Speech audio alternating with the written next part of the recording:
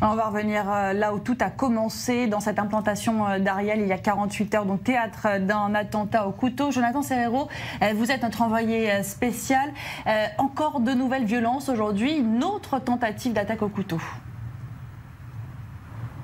Oui, regain de tension palpable dans les localités israéliennes et les territoires palestiniens avec plusieurs incidents sécuritaires à noter en ce jour. Un Palestinien âgé seulement de 16 ans s'est présenté avec un engin explosif à l'entrée du tribunal militaire de Samarie au village de Kfar Salem. Il a pu être arrêté par les gardes frontières de la police israélienne. C'est tout de même, Daniel, la 3e fois que le tribunal militaire de Samarie est pris pour cible ces derniers mois.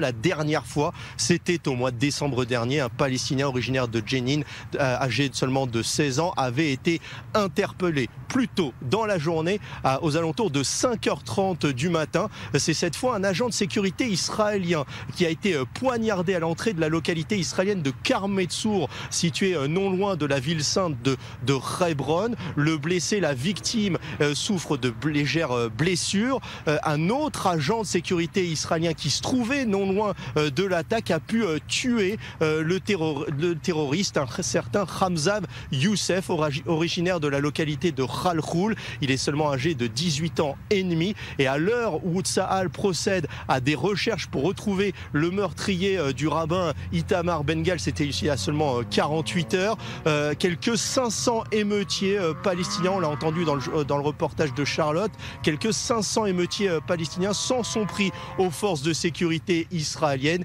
Ils ont été pris pour cible par des jets de pierre, des jets de bouteilles incendiaires et des jets de cocktails Molotov. Aucun blessé n'est à signaler côté israélien, un tué côté palestinien. Autant d'événements, vous l'avez dit Daniel, qui interviennent 48 heures après le meurtre du rabbin Itamar Ben-Gvir. C'était non loin de là où je me trouve, de la localité d'Ariel. Il était âgé seulement de 29 ans et était père de 4 enfants.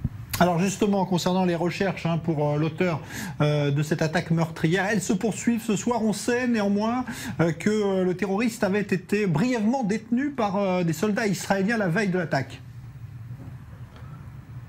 Oui, une information nous est parvenue il y a quelques minutes. Des Palestiniens font état de la présence de ballons d'observation dans le ciel de Jenin pour retrouver justement le responsable du meurtrier d'Itamar Ben-Gvir. Mais ce qu'il faut savoir, vous l'avez dit Jean-Charles, c'était qu'à 24 heures avant cette attaque, Abdelkrim Hassi, le terroriste responsable du meurtre d'Itamar Ben-Gvir, s'était rendu sur le lieu de l'attentat et avait quelque peu intimidé, taquiné les forces de sécurité israélienne. Cela n'avait pas plu bien évidemment aux militaires israéliens qui avaient procédé à son arrestation. Il n'a dû son salut qu'à la présence sur lui d'une carte d'identité israélienne. Une enquête a été menée par les forces de défense israéliennes contre les militaires de l'État hébreu sans qu'aucune sanction ne soit prise à leur encontre.